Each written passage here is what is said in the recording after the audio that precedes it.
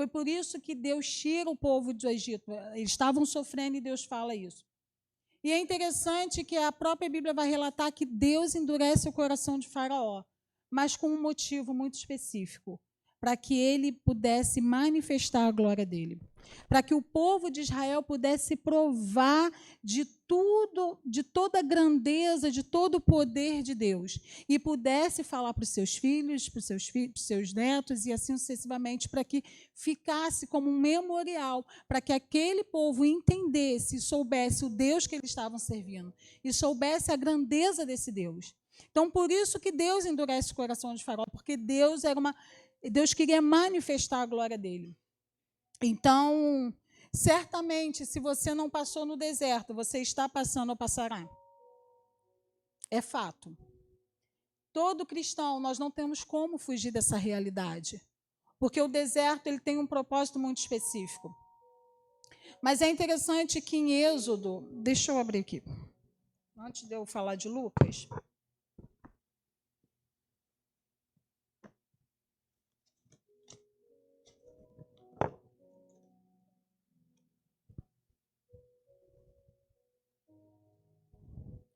Olha que interessante que Êxodo 14 vai falar, 13, 17. Quando o faraó deixou o povo sair, Deus não o conduziu pelo caminho da terra dos filisteus, embora fosse mais curto.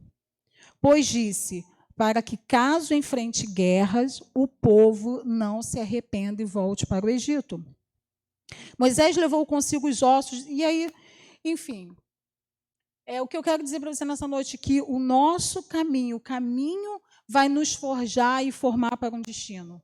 O caminho que Deus nos levar. Aqui diz que existia um caminho mais curto para Deus guiar o povo.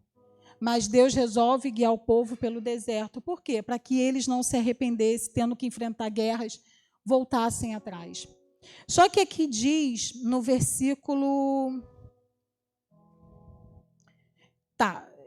Volte para o Egito. 18. Deus fez o povo rodear pelo caminho do deserto, perto do Mar Vermelho. Os israelitas subiram armados da terra do Egito.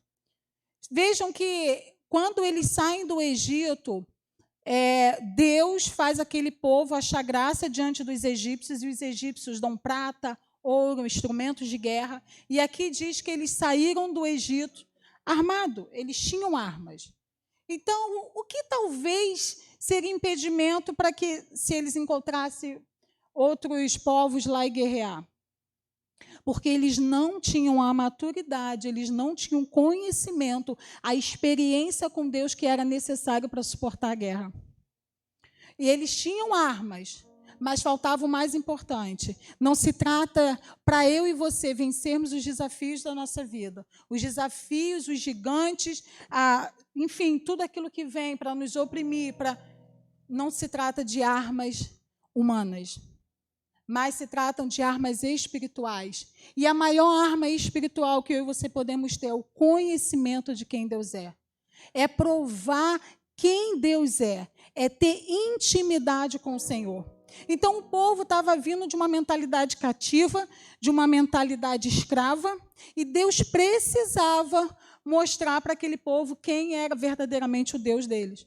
Deus precisava se revelar àquele povo, precisasse que eles entrassem num lugar de conhecimento de quem Deus é, do poder de tudo aquilo que ele podia fazer. Por quê? Porque ele precisava entender que nada do que eles fizessem ou pretendessem fazer tinha a ver com a força deles humana. E a gente vê até hoje Israel, um país pequeno, sitiado, todo mundo guerreia contra Israel, todo mundo, entre aspas, mas Israel sempre prevalece. Israel é grande em tecnologia, enfim. E aí a gente vê a bondade de Deus e a aliança de Deus com Israel. E a gente vê claramente que sempre foi o Senhor que guardou. Sempre foi o Senhor que protegeu, sempre teve a ver com a bondade de Deus, com o cuidado de Deus. Então, Deus podia levar tinha um caminho mais curto para Deus guiar esse povo. Mas Deus falou, não, eu preciso que eles façam um caminho mais longo. Eu preciso me revelar a eles. E quantas vezes na nossa caminhada cristã, a gente vem para o Senhor, Deus tira a gente do Egito, Deus remove a nossa, tem o propósito de remover a nossa mentalidade de escravo, uma vivência de escravidão, para nos inserir num reino como filho, mas, no entanto, às vezes a gente quer o caminho mais curto. E o caminho mais curto nunca vai ser o caminho mais apropriado. Encurtar caminhos, pegar atalhos, nunca será o caminho mais correto e mais seguro a seguir. Porque o povo tinha armas, mas o povo precisava conhecer Deus. Então, é no meio desse deserto, é no meio de uma caminhada, de uma progressão em Deus, de provando glória em glória, de fé em fé, e amadurecendo, que a gente vai conhecendo esse Deus, e nós vamos obtendo as armas realmente necessárias para enfrentar o dia mau, para enfrentar os desafios, para enfrentar os inimigos que vêm sobre nós. Amém? E agora vamos para Lucas.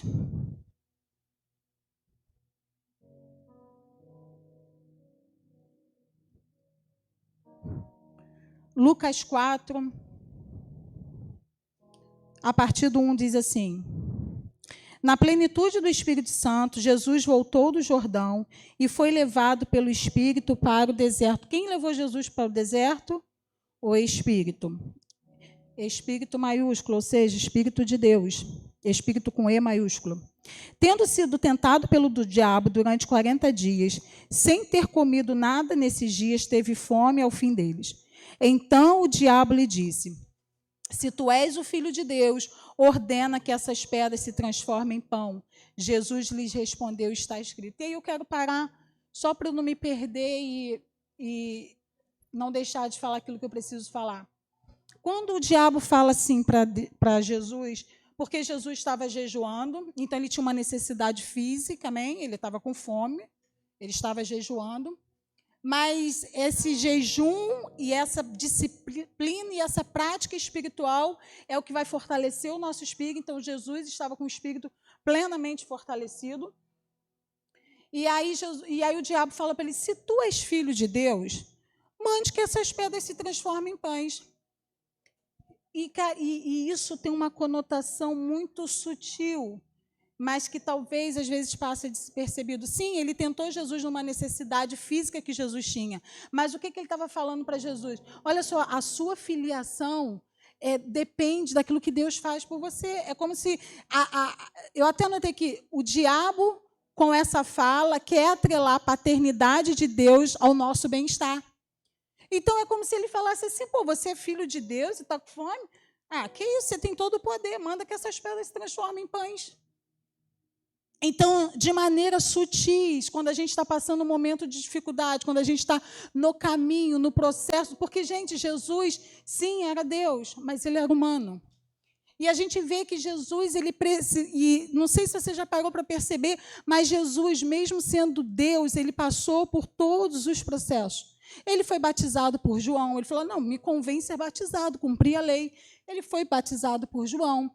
Quando ele é batizado por João, vem a pomba sobre ele, Deus fala: esse é meu filho amado, em quem me comprazo. E ali o Espírito vem sobre ele. A gente vê no nascimento, Jesus foi nascido do Espírito. Quando o anjo Gabriel vem visitar Maria, ele fala: o que nascerá de ti vem do Espírito Santo, porque ela era virgem. Então, eu e você, no momento que a gente se converte, que a gente desce as águas, a gente sobe no novo nascimento, a gente está nascendo no Espírito. Então, Jesus nasceu no Espírito. E Jesus foi guiado pelo Espírito ao deserto. Então, não pense que se Jesus não foi poupado, eu e você seremos falhos, cheios de erros que nós somos. Ele não pecou, ele não tinha pecado nenhum nele, mas era necessário que o mundo espiritual e todos aqueles fariseus, todos aqueles doutores da lei, todo aquele povo visse que realmente ele cumpria a lei e ele não tinha pecado, e que ele vivia de maneira íntegra. E o mundo espiritual precisava, eu não vou dizer precisava, acho que não é bem essa palavra, porque já sabiam quem era Jesus. Tanto que os espíritos não vem nos perturbar, não, já sabiam que era Jesus antes dele ser revelado.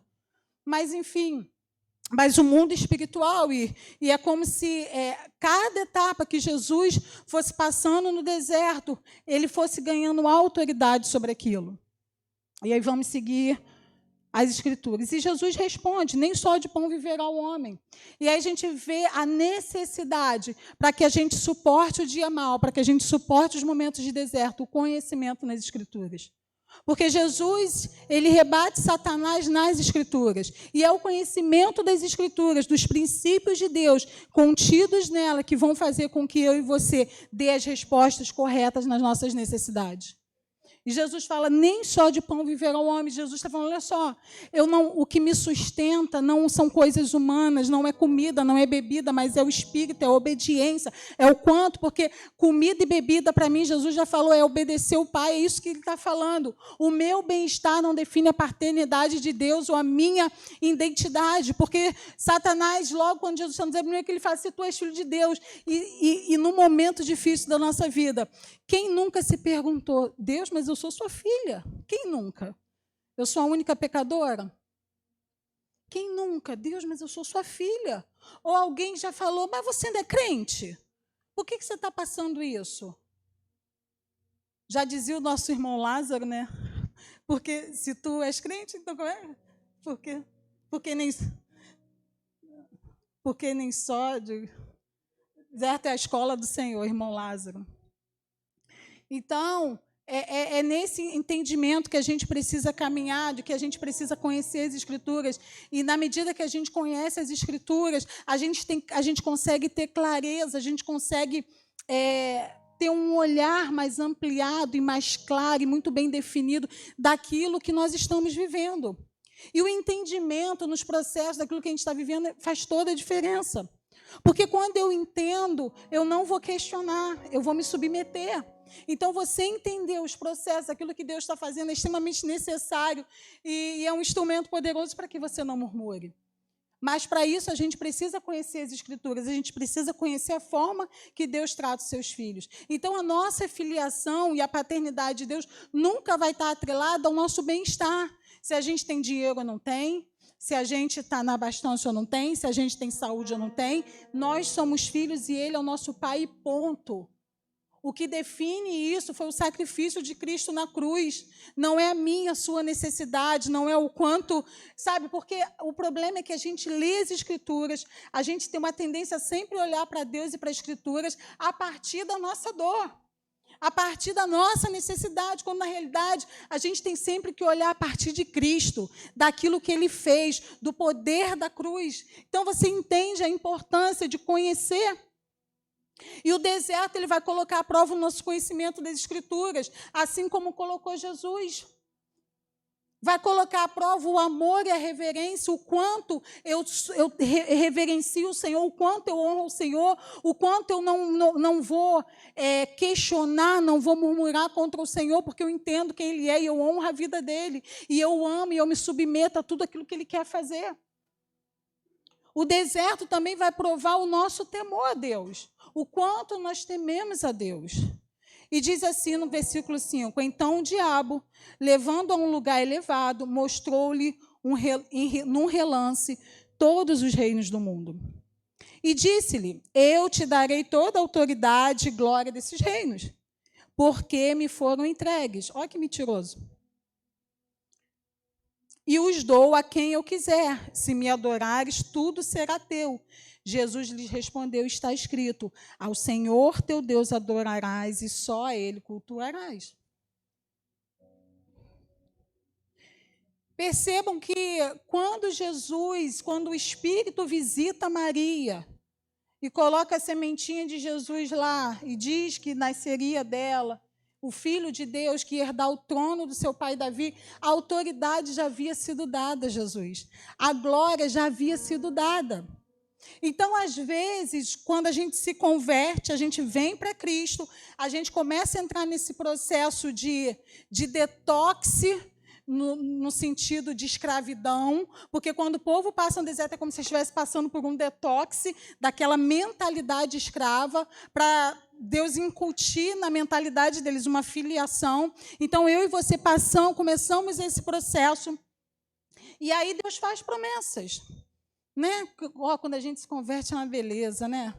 Eita glória, Deus usa profeta daqui, profeta dali, é tanta promessa, tanta revelação que você fica uau.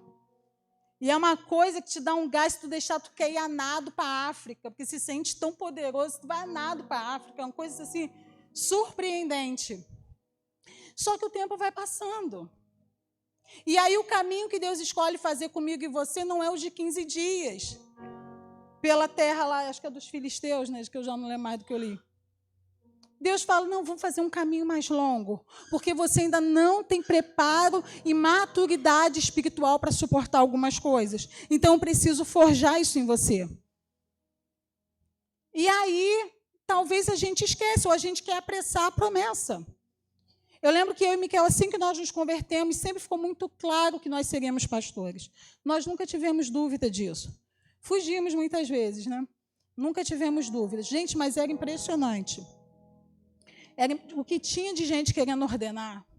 Na época, nós éramos da PIB de Trindade, pastor Josué. Não sei se você chegou a pegar o pastor Josué lá. Nós éramos da PIB de Trindade, o pastor Josué confiava muito no Micael. Tinha um carinho muito grande pelo Micael e tinha uma congregação da PIB de Trindade e o pastor Edson perguntou, quem que você indica para assumir ele, o Micael? E aí foram lá em casa com chave do carro, com a chave da congregação. Nós éramos recém-casados, querido, e recém-casado não vai para a guerra. A Bíblia fala, recém-casado, na época, não ia para a guerra. Só que eu e Miquel sempre fomos muito tementes ao tempo de Deus, à forma de Deus agir. Apesar da gente ter esse entendimento de que nós tínhamos o encargo pastoral, nós queríamos que acontecesse no tempo de Deus, porque nós sabemos que o tempo dele é perfeito. E aí nós fomos orar. Miquel era seminarista da PIB, e fomos orar, e a gente falou, Deus é tão bom, gente, quando a gente ora, Ele livra a gente. Miquel não tinha, meio sem graça, de dizer que não ia assumir, pastor Josué, né? Em 2004, né? Mas nós oramos, e do nada o negócio se desfez. Não precisou nem Micael negar. Deus, Ele é lindo, e quando Ele olha para mim, para você, e vê a motivação de fazer as coisas corretas, no tempo dEle, no modo dEle, Ele mesmo vai conduzindo, Ele vai guiando, Ele vai direcionando, entende? Quando a gente começa a vir para aquele, ele fala, não. Sabe por quê? Porque eu estou vendo o seu coração. Eu sei que você é imaturo, que talvez você aceitaria e fosse para lá, mas eu sei, apesar da sua imaturidade, eu conheço o seu coração e sei que você quer fazer as coisas, então vem para cá.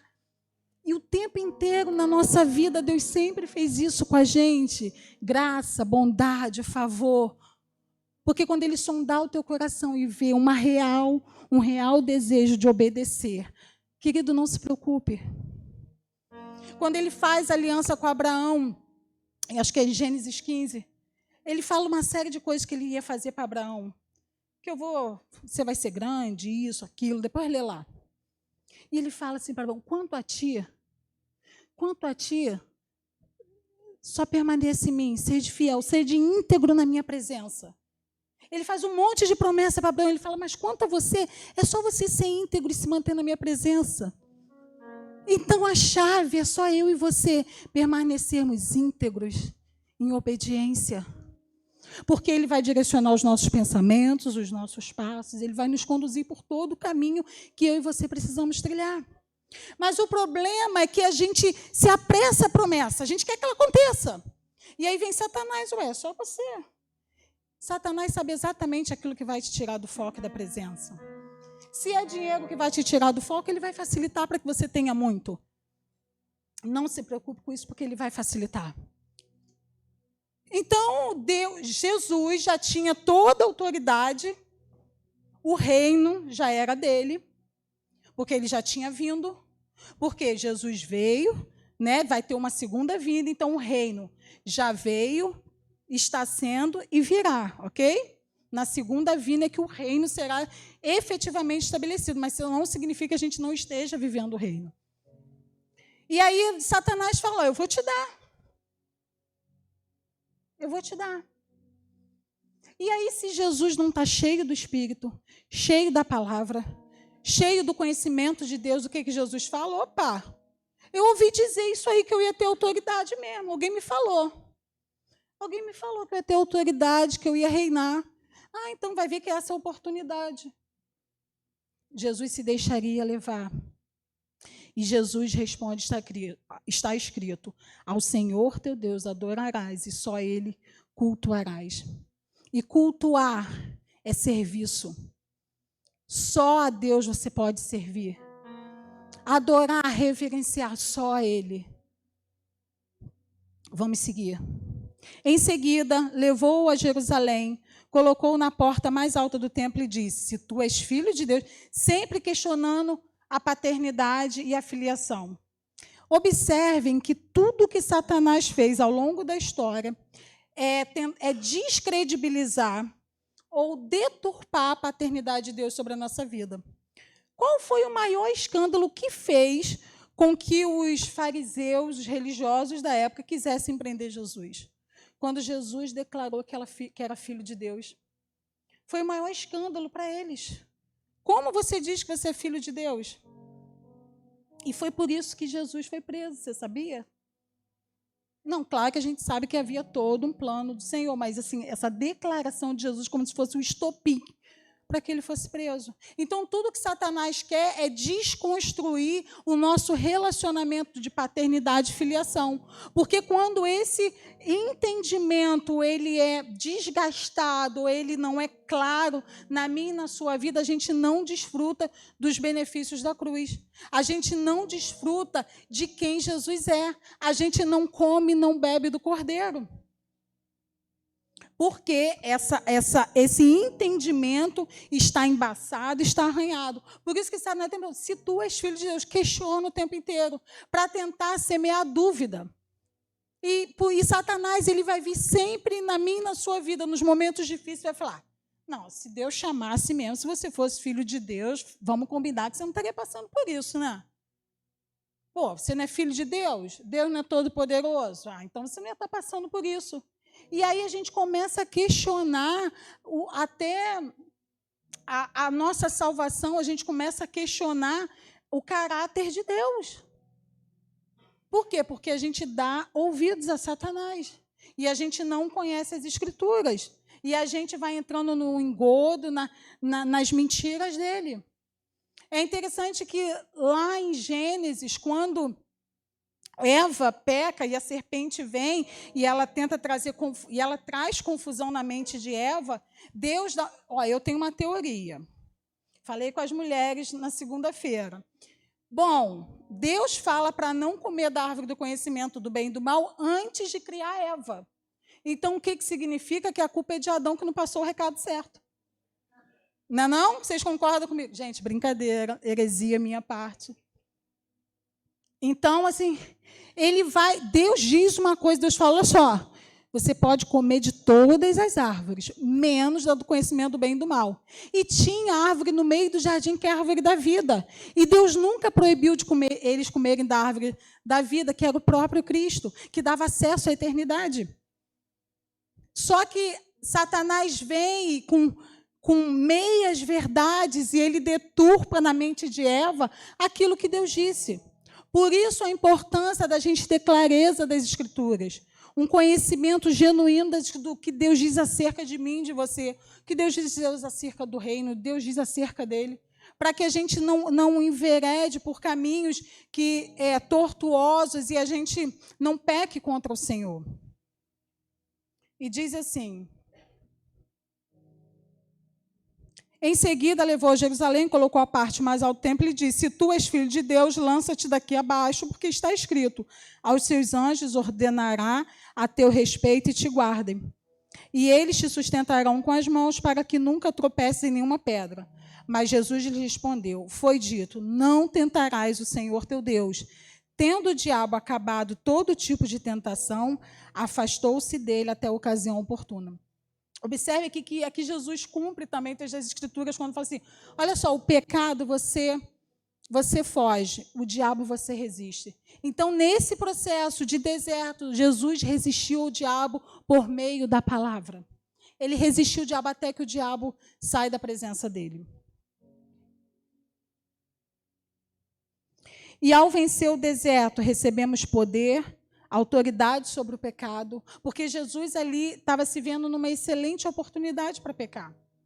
Não, Jesus estava se vendo, não. Né? O contexto era propício para que Jesus pecasse, porque Jesus, em momento nenhum, cogitou pecar. Então, era um ambiente propício para que Jesus pecasse. Em momento nenhum ele pecou. Então, no deserto, talvez, quando nós tivermos oportunidade de pecar, de negligenciar a Deus, de desonrar a Deus, nós também temos uma outra opção, que é uma questão de escolha: seguir a palavra, honrar o Senhor e não pecar. E aí a gente obter autoridade sobre o pecado. Gente, por isso que algumas coisas vêm sobre as nossas vidas, porque nós precisamos obter autoridade sobre elas. E de que forma eu tenho autoridade sobre algumas coisas? Quando eu passo por elas da maneira correta, como eu tenho que passar. Quando eu suporto, quando eu resisto, quando eu não caio em tentação, quando eu honro a Deus, e isso me dá a autoridade. E aí diz assim, versículo 14... No poder do Espírito, Jesus voltou, ou seja, tem algumas traduções que falam capacitado pelo Espírito, eu acho que tem algumas traduções que falam isso. E no poder do Espírito, Jesus voltou para a Galileia e sua fama se espalhou por toda a região. Ele ensinava nas sinagogas e era elogiado por todos. Vocês percebem que antes de Jesus passar pelo deserto, não há registro de nenhum milagre que Jesus fez. Jesus precisava passar pelo deserto? Talvez sim, porque está nas Escrituras. O Pai fez ele passar, então talvez sim. Mas, de fato, ele sempre teve poder, então ele poderia ter operado milagres antes. Ele poderia ter iniciado o ministério dele antes, mas não. Ele se submeteu a todas as etapas e os processos, e eu e você, para que a gente viva a promessa, para que a gente viva o ministério, seja lá a promessa que Deus fez na sua vida, é necessário que a gente cumpra as etapas. E Jesus passou pela essa etapa do processo. E depois que Jesus passa pela etapa desse processo, aí vem o versículo 14. E no poder do Espírito, ou seja, ele recebeu uma capacitação do Espírito. Ele recebeu uma capa. Então, Jesus foi nascido do Espírito, guiado pelo Espírito ao deserto, e ele recebeu uma capacitação após passar no deserto. No poder do Espírito, Jesus voltou para a Galiléia e sua fama se espalhou por toda a região. Ele ensinava nas sinagogas e era elogiado por todos. Chegando a Nazaré, onde fora criado, entrou na sinagoga no dia de sábado, segundo o seu costume, e levantou-se para fazer a leitura. Entregaram o livro do profeta Isaías, ele abriu e achou o lugar que estava escrito: o Espírito do Senhor está sobre mim, porque me ungiu. E aí a gente vê que Jesus foi ungido pelo Espírito. Jesus foi nascido do Espírito, guiado pelo Espírito, recebeu uma capacitação do Espírito e foi ungido pelo Espírito. E aí diz aqui para que Jesus foi ungido. Porque me ungiu para algo. Então a unção que o Espírito derrama sobre mim, sobre a sua vida, é para algo. E aqui diz, para anunciar boas novas aos pobres, ou seja, o Evangelho. Enviou-me para proclamar libertação aos presos e restauração da vista aos cegos, para pôr em liberdade os oprimidos e para proclamar o ano aceitável do Senhor. Ou seja, o Senhor Jesus, ele nasce do Espírito, ele é guiado pelo Espírito, ele recebe uma capacitação, uma unção do Espírito para quê? Para proclamar o reino, para manifestar os sinais do reino de Deus. Você concorda comigo que libertação, cura, restauração de vida são sinais que o reino está entre nós, que está sendo estabelecido, e nós, como igreja, precisamos manifestar esse reino, e essa manifestação do reino não é só orar que venha o teu reino, deixa o céu descer, não, é praticar essas boas obras, é anunciar essas boas obras. Então, o mesmo processo que o Espírito fez com Jesus, ele faz comigo e com você. Nascemos do Espírito novamente, somos guiados pelo deserto, onde somos provados, onde somos aprovados, onde recebemos autoridade sobre o pecado, autoridade no mundo espiritual, porque vencemos algumas coisas, e aí ele nos capacita. Há uma capacitação, ele nos equipa com as ferramentas e com aquilo necessário para aquilo que ele nos chamou. E ele nos unge, porque eu e você não podemos fazer nada sem o Espírito. Nós não podemos falar nada sem o Espírito. Sabe, é muito interessante porque para mim pregar é um desafio. Se eu pudesse, eu corria toda vez. Se eu pudesse, eu corria toda vez. A sensação que eu tenho toda vez que eu vou pregar é que eu estou vazia. que não vai rolar, que eu não tenho o que falar. E glória a Deus, é isso. Porque não tem a ver comigo, tem a ver com o Espírito. É o Espírito fluindo, então sem o Espírito eu não posso fazer nada. Você não pode fazer nada, você entende? Esses processos necessários que o próprio Cristo passou. E eu e você queremos fugir ou não queremos nos submeter a eles. Jesus, sendo Jesus, santo, irrepreensível. E eu e você queremos acelerar algumas coisas, queremos queimar a etapa. E quando diz que ungiu, ele falou assim, pronto, eu anotei aqui, o autor não está fazendo comentário apenas sobre Isaías 61, porque é Isaías 61 que fala sobre isso, que ele foi ungido para proclamar, isso que a gente acabou de ler. A partir desse momento, ele está declarando que Jesus recebeu poder para cumprir seu chamado. Nenhum milagre é documentado antes disso. Então, essa unção é o poder que eu e você recebemos para que a gente flua naquilo que a gente foi chamado. Mas em todo momento você vê a presença do Espírito Santo. Em todo momento você vê Jesus se submetendo ao Espírito de Deus. E eu e você, na nossa caminhada, quando a gente vem, uau, eu quero Jesus, beleza, tá. É só o início, querido. É só o início de uma caminhada, de uma trajetória que o Espírito precisa te guiar e que você precisa se submeter. A promessa é feita, a aliança foi feita e Deus fala coisas lindas ao nosso respeito, várias promessas, várias coisas maravilhosas. E é a mesma coisa que ele fala para Abraão, olha só, você seja íntegro e ande no meu caminho e me obedeça. Então, obedecer a Deus é submeter-se ao Espírito, é submeter à vontade do Espírito, não entristeçais o Espírito Santo de Deus, não apagueis o Espírito Santo, porque toda vez que a gente se nega a caminhar no propósito, na direção, no momento que o Espírito está nos guiando, é como se a gente estivesse apagando o Espírito dentro de mim e de você. E é necessária essa compreensão. Eu acho que, gente, o Senhor, nesses dias, Ele tem queimado dentro de mim como nunca antes. O Miquel sempre falou muito do Espírito Santo, mas, assim, eu estou tendo a minha experiência pessoal. Nunca não tivesse tido, mas entenda. O Espírito, nesses dias, está gerando algo dentro de mim, uma necessidade, uma coisa que... Falou, sabe...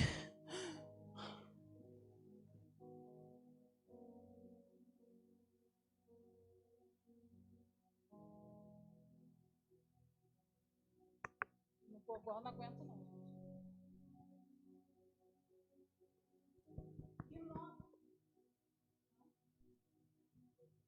Foi? E nós precisamos ter esse anseio, essa ânsia do Espírito e clamar para que Ele venha, para que Ele governe a nossa mente.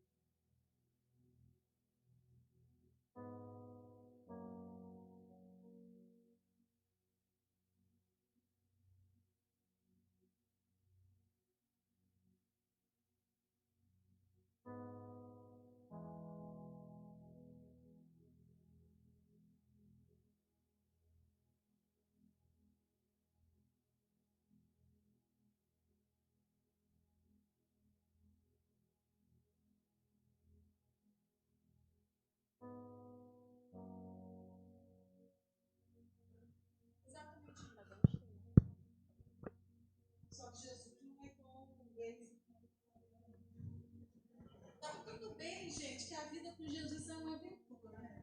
Tem momentos bem de aventura.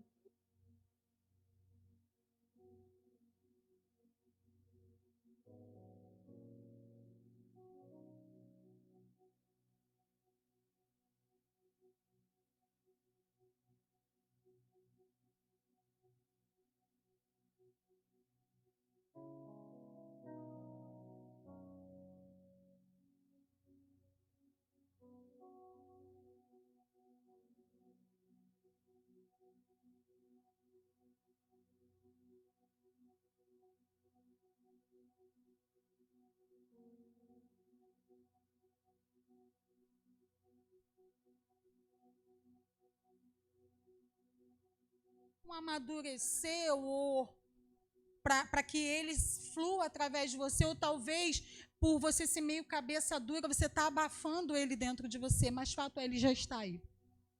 Então, por isso que a gente, eu nem gosto muito de cantar quando ele vem, desculpa, porque ele já está dentro de mim, dentro de você. A gente só precisa deixar ele fluir, deixar ele manifestar. Então ele está. Então tudo aquilo que eu e você precisamos para suportar o deserto, as tentações, o pecado, as nossas mazelas, as nossas fraquezas, já está dentro de nós. Nós só precisamos desfrutar, nós só precisamos entender e submeter, porque eu só me submeto àquilo que eu entendo. Então, a partir do momento, então eu estou aqui abrindo seus olhos. Ok, você já nasceu do Espírito, amém? Você já nasceu do Espírito, você nasceu de novo. Você reconheceu Jesus como único suficiente Salvador. Em março nós teremos batismo, aleluia. 5 pessoas vão se batizar e eu creio que isso é resposta de Deus. Porque no final do ano passado eu entrei meio em crise. Quem me conhece sabe, mais intimamente sabe que eu entrei em crise.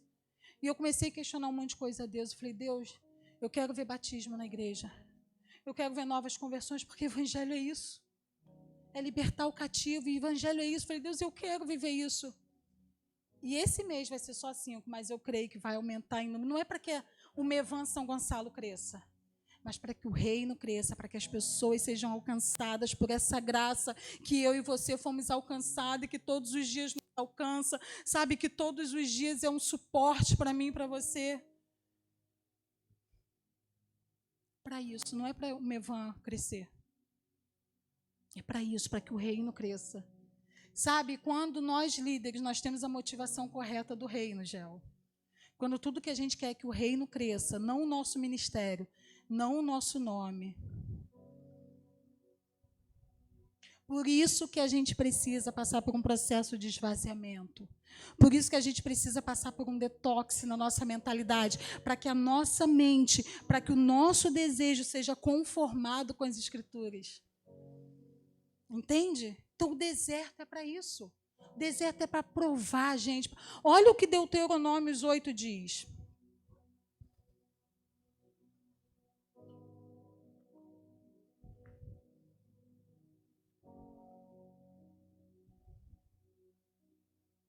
Olha só, Deuteronômios 8, a partir do 1, diz assim. Tereis o cuidado de obedecer a todos os mandamentos que hoje lhe ordeno. Gente, Deuteronômio é um compilado de Gênesis, Êxodo, Número e Levítico. Eu acho que eu falei meio fora da ordem. É um compilado que Moisés faz do Pentateuco. Então, tudo que está escrito nessa... É como se fosse um resumão de tudo aquilo que Deus falou nesses livros por meio de Moisés, escreveu por meio de Moisés.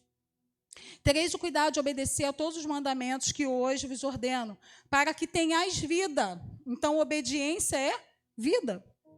Vos multipliqueis e tomeis posse da terra que o Senhor prometeu como juramento. Então, se você quer se apropriar e tomar posse da promessa que Deus fez, seja obediente. E te lembrarás de todo o caminho pelo qual o Senhor, teu Deus, te conduziu durante estes 40 anos no deserto. Gente, um caminho que poderia ter sido feito em 15 dias. Complicado, né? Mas não fala do povo de Israel, não, que a gente é igualzinho. Te conduziu durante os 40 anos no deserto. A fim de, ou seja, o propósito de, o objetivo do deserto, te humilhar. Calma aí, gente, que eu estou meio cega, esse óculos já está... Tá. A fim de te humilhar e te provar, para saber o que estava no teu coração. Então, o objetivo do deserto é provar para nós, para o mundo espiritual, o que está no nosso coração. Não para Deus, porque Deus é onisciente. Ele já sabe qual vai ser suas respostas em tudo.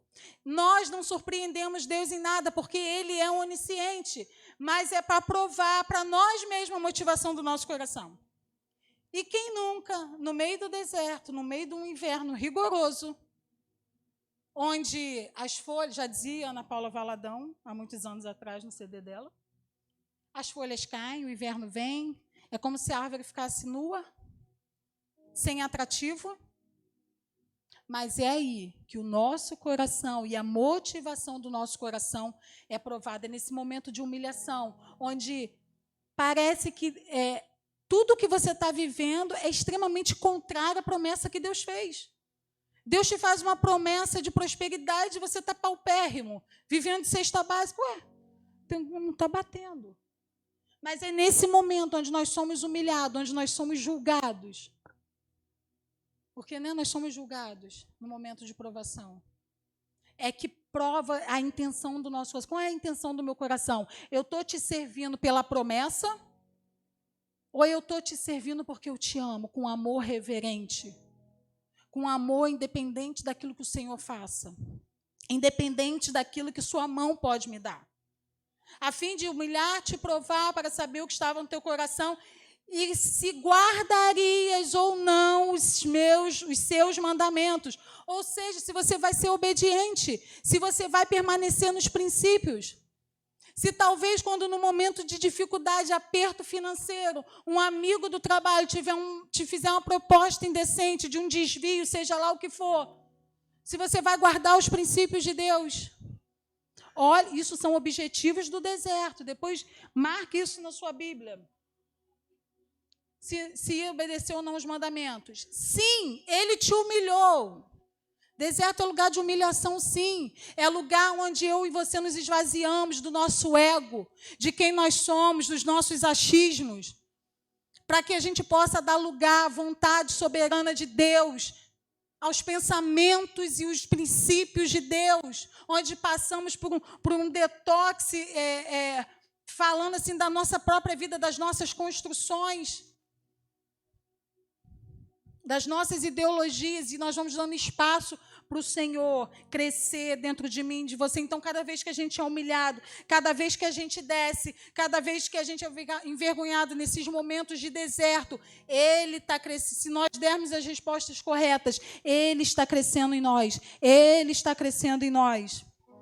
Sim, Ele te humilhou, te deixou ter fome e te sustentou com o maná, que nem tu, nem teus pais conheceis. Olha só, aí no deserto, Deus sempre vai fazer algo novo. Quando Deus manda o maná para o povo, nunca tinha caído maná. Era algo novo. Então, você pode... eu sempre faço uma oração assim, eu faço uma oração meio doida com Deus assim, porque quando a gente entende que a gente é filha, a gente chega na presença dele meio sem reserva. E eu falo, Deus, olha só, eu estou com essa tal dificuldade. Para mim, a solução seria tal coisa. Mas eu sei que tu és um Deus criativo. Eu sei que o Senhor faz algo novo do nada. Eu sei que o Senhor pode vir por um caminho que eu nunca imaginei. Então, no deserto, quando Deus envia comida, o maná para matar a fome daquele povo, Ele estava fazendo algo novo, Ele estava vindo por um caminho que o povo nem esperava. E tudo isso serve de memorial. E tudo isso serve de testemunho até hoje, tanto para os judeus quanto para mim e para você. Sim, Ele te humilhou, te deixou passar fome, te sustentou com maná, que nem tu e nem seus pais conheceis, para que entendesse que o homem não vive só de pão. Ou seja, não tem a ver com eu e você termos, não tem a ver com a nossa condição, com aquilo que a força do nosso braço tem que fazer, mas tem a ver com uma palavra dele, porque foi ele que levou o povo para o deserto, foi ele que estava guiando o povo, e ele mesmo se encarregou de prover aquilo que aquele povo necessitava. Então não tem a ver a nossa fome, a nossa sede, as nossas necessidades, elas vão ser saciadas num lugar de obediência. Sabe, às vezes a gente recebe muitas pessoas de Niterói que procuram a gente e falam, poxa, eu queria tanto congregar no Mevan, mas não tem em Niterói, né? Porque tem um estigma em relação a São Gonçalo. Eu fico chateada. Nego do Rio, então, cadê? de Bangu que fala mal de São Gonçalo, eu fico, então, furiosa. Até fugiu. Eu fico... tá aí, furiosa. Fico furiosa. E aí, a minha resposta para essas pessoas é sempre o seguinte, querido, se você entender que o seu lugar é no Mevan, São Gonçalo, esse é o lugar seguro para você. Porque o meu lugar é seguro, o seu não é o que diz a estatística de segurança pública. É estar no centro da vontade de Deus em obediência. Então, esse é o lugar seguro. E a minha resposta sempre é... E aí eu espanto todo mundo. Não, tem um povo aí que ficou, né? Um povo doido aí que ficou. Eu espanto logo. Sim, porque que tipo de cristão, Gel? Quando vem para a gente, faz uma pergunta, um questionamento desse, quando a gente fala, né, realmente é perigoso, né? Procura uma igreja mais perto da sua casa. Gente, reino, propósito nunca tem a ver com o que é mais confortável, com o que é mais seguro à nossa vista. Tem a ver com aquilo que ele direcionou, com o que o Espírito está te guiando. Então não vamos criar, e cristão mimizeiro, mimimento, sei lá o que, como diz, não vai crescer no nosso meio, porque não vai ter espaço para isso, porque o reino não é isso. E aí é bom que a gente já faz divisão de quem quer e quem não quer, rápido. Rápido. Igual a gente, o Luiz Hermínio é famoso, né? O cara top, né? Vamos reconhecer que carrega uma unção inquestionável. Mas aí o povo vem achando que vai ter Luiz Hermínio aqui. E aí eu já quebro, eu falo, querido, olha só, Luiz Hermínio está em Itajaí. É uma outra realidade, é uma outra estrutura. Ela tem 20 e tantos anos de ministério, aqui tem 8. Então, assim, nós temos a mesma essência, mas não somos xerox, a essência é a mesma, mas xerox e cópia não. Temos a nossa identidade. E aí a gente já vê logo quem estava atrás só do Luiz Hermínio. Aí, rapidinho, eu fico botando os outros para fora, né, gente? Mas por quê? O que a gente está querendo construir? A gente tem sempre que se perguntar. O que eu quero? Uma igreja cheia? Para que seja a maior igreja de São Gonçalo, eu quero levantar, ser um instrumento para que se levante homens e mulheres poderosos em Deus. Então, se você quer ser poderoso em Deus, cara, não pense que é na sua zona de conforto. Não pense que é nos seus mimimis, nos nossos céus, sua vida, não. Se apropria do benefício da cruz. Se apropria do que o sangue de Cristo, porque Ele te ungiu, Ele te capacitou. Ele tem te guiado, então toma posse disso, se apropria disso. A gente é tão rápido quando a gente vai... Aqui a gente não tem esse costume, mas tem que falar assim, quem quer ser abençoado aí? Gente, a gente é rápido. Mas quem quer perder a sua vida para achar de Cristo? E é esse tipo de homens e mulheres que o reino precisa. É esse tipo de homem e mulher que vão seguir os passos de Jesus e que vão cumprir Mateus, acho que é 28, que é o ID. Não pense que é na sua zona de conforto. Não pense que é você colocando a sua vida em primeiro lugar, porque você colocando a sua vida em primeiro lugar, talvez tudo que você ganha é salvação. Entenda, gente, não estou diminuindo a salvação, por favor, entenda o que eu vou falar. Ok, vocês vão ser salvos. Mas o reino é muito mais. Você pensa de você ser participante daquilo que o Senhor está fazendo, você ser um instrumento de cura, de restauração para a vida dos outros. Gente, isso não tem preço. Para todas as outras existe Mastercard, mas para isso não tem preço. Entende? Então, o que você quer? Eu me faço a pergunta como pastor, o que eu quero? Uma igreja grande, rica, muito confortável? Sim, eu também quero isso. Não vou ser hipócrita. Né? Deus vai dar uma igreja arrumadinha para a gente, eu creio. Mas está no processo. Eu quero. Mas esse é o meu maior objetivo. O pastor que a gente foi na igreja sexta-feira, ele falou de algo muito interessante. Ele falou sobre os nossos pensamentos, os nossos desejos serem nobres. Porque Deus prospera quando acho que é Isaías, né, que ele falou. Quando os nossos desejos, as nossas motivações são nobres. Então, o seu desejo, a sua motivação... Provérbios? Tá. Então, o seu desejo e a sua motivação é nobre? Porque, se forem, Deus vai cooperar para o estabelecimento delas. Fica tranquilo. Fica tranquilo, ser íntegro, permanece na presença dele, tenha motivações nobres e o resto é por conta dele. Então, eu quero uma igreja com...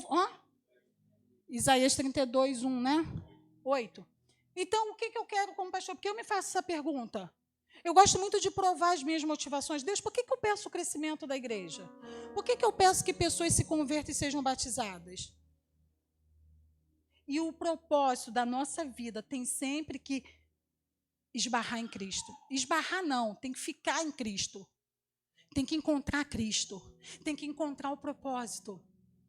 Então, assim como eu, pastora, eu preciso ter os desejos nobres, não, de estabelecer verdadeiramente o reino, de ver pessoas salvas, libertas, curadas, restauração, manifestação do reino, porque foi para isso que o Espírito ungiu Jesus.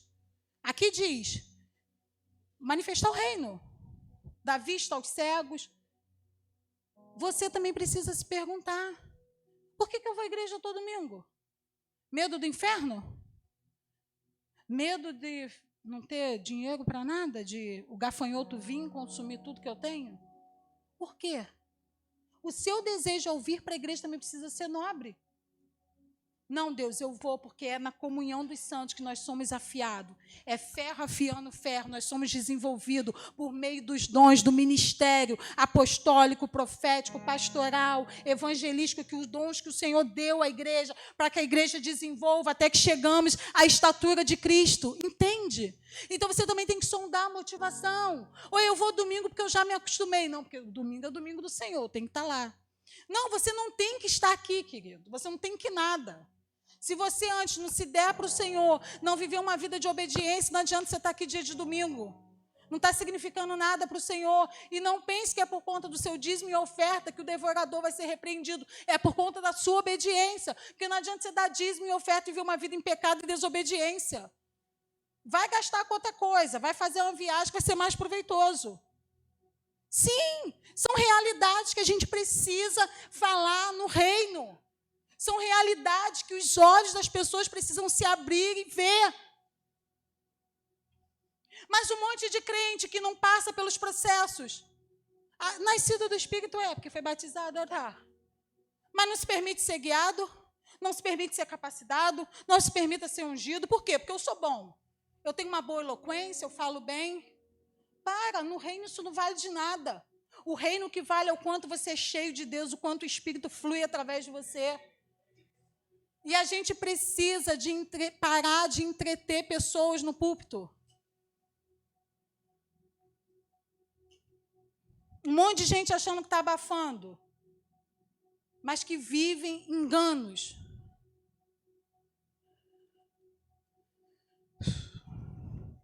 Nem sei, que horas tem?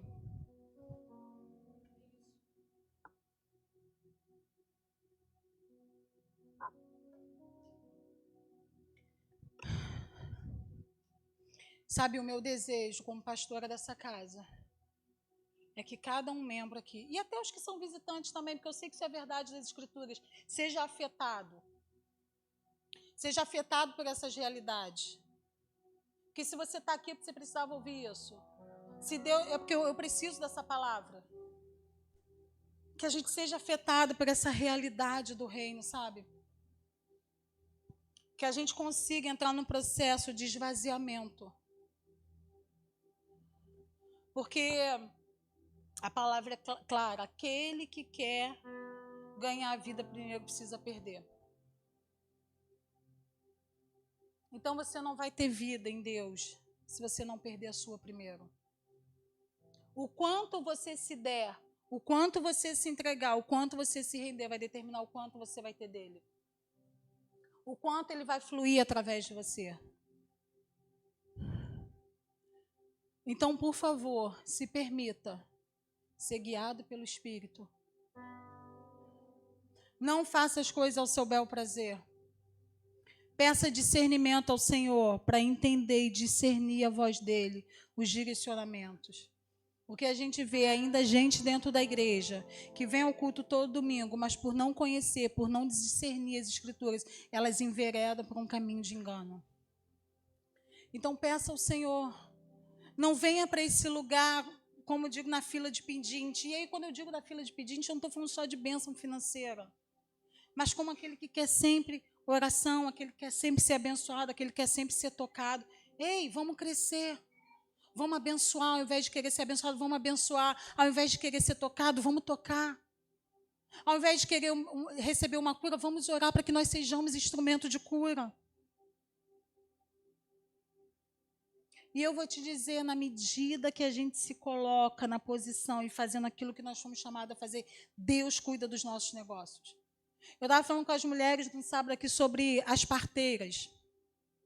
Quando Faraó, está em Êxodo também, quando Faraó fala... Gente, olha pela minha mente, eu preciso aprender os versículos e os capítulos, mas eu vou chegar lá um dia. Quando Faraó dá uma ordem para as parteiras e fala só, vocês matem os meninos que nascerem. Por quê? Porque já sabia que estava na iminência, o povo de Israel estava ficando muito grande, muito forte, porque quanto mais Faraó oprimia, mais eles cresciam. A gente é crente, filho de Deus, é igual massa de pão, né? Quanto mais bate, mais cresce. Quanto mais Faraó oprimia eles, mais eles cresciam. E é interessante que Faraó fala assim, como é que diz os caras que açoitavam eles lá? Não sei. Vocês sabem. E Faraó fala assim para ele, faz o seguinte, dobra o trabalho deles. Dobra o trabalho deles porque eles estão com tempo ocioso demais para clamar a Deus. Por isso que eles estão crescendo. Por isso que eles estão se multiplicando. Ou seja, Satanás, ele vai sempre aumentar o nosso trabalho, as nossas preocupações. Ele vai querer sempre nos desgastar para que a gente saia desse lugar de oração, de contemplação. E aí, Faraó sabia, porque se eles parassem de clamar ao Deus deles, eles iam ficar mais fracos.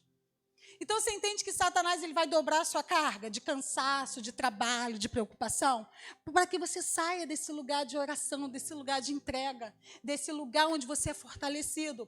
E aí, Faraó fala para as parteiras, ó, mata os meninos, porque esse povo está ficando muito grande. Daqui a pouco eles vão se revoltar contra a gente, eles são fortes, e aí eles vão deixar de servir a gente. E aí, as parteiras...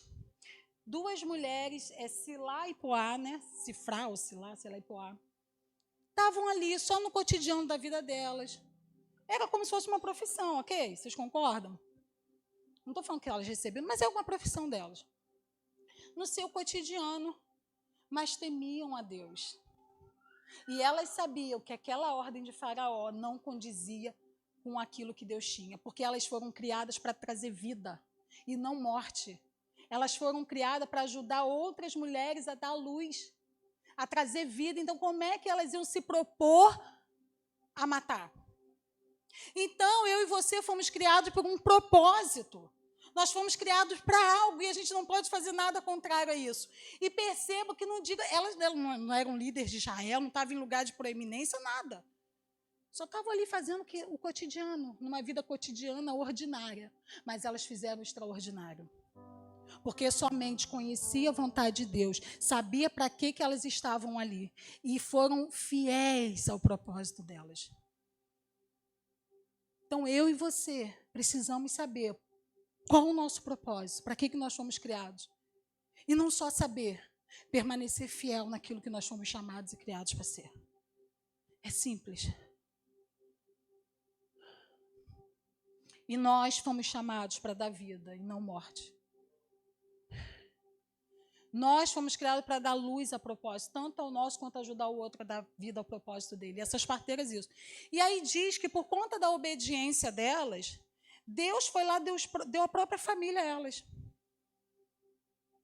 A Bíblia não relata se era algo que elas desejavam, se elas pediam a Deus, não relata.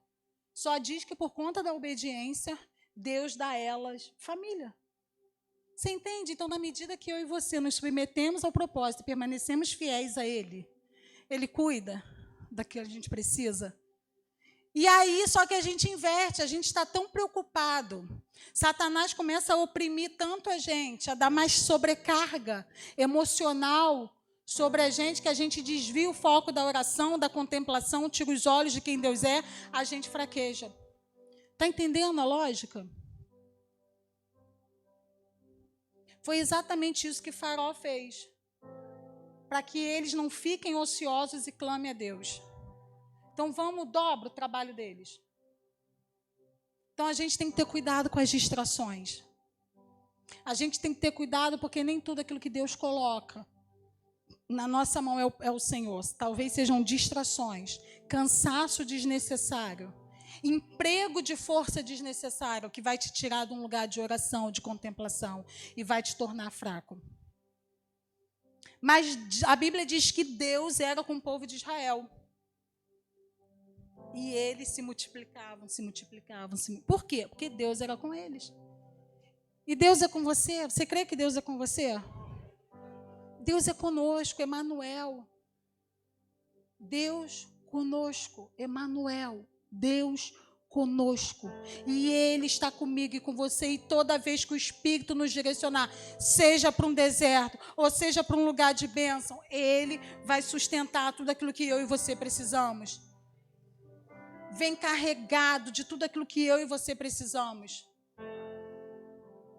Então, o nosso esforço tem que estar em obedecer, se permitir ser guiado, ser leais e fiéis ao propósito para o qual nós fomos criados. E o demais, queridos, Ele vai prover todas as coisas. E quando eu falo que Ele vai prover todas as coisas, eu não estou falando de uma provisão só material, financeira. Eu estou falando de ferramentas, de sabedoria, de capacitação, de unção, de graça, de favor. É disso que eu falo.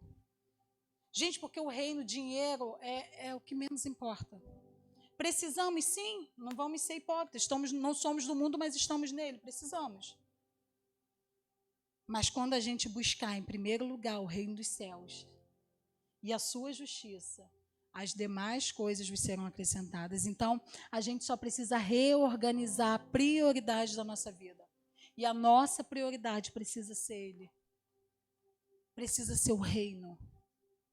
E é óbvio que isso passa pela comunidade de fé que você serve, pela comunidade de fé que você está, porque foi onde Deus te plantou para você cumprir o propósito que Ele tem, junto com os irmãos. Amém? Vamos ficar de pé, não sei nem o que cantar. Não, eu não vou cantar nada porque eu não canto, né? Realmente, ainda bem que eu não sei, mas não quero acabar com a ministração, né? Quero que você vá embora na paz.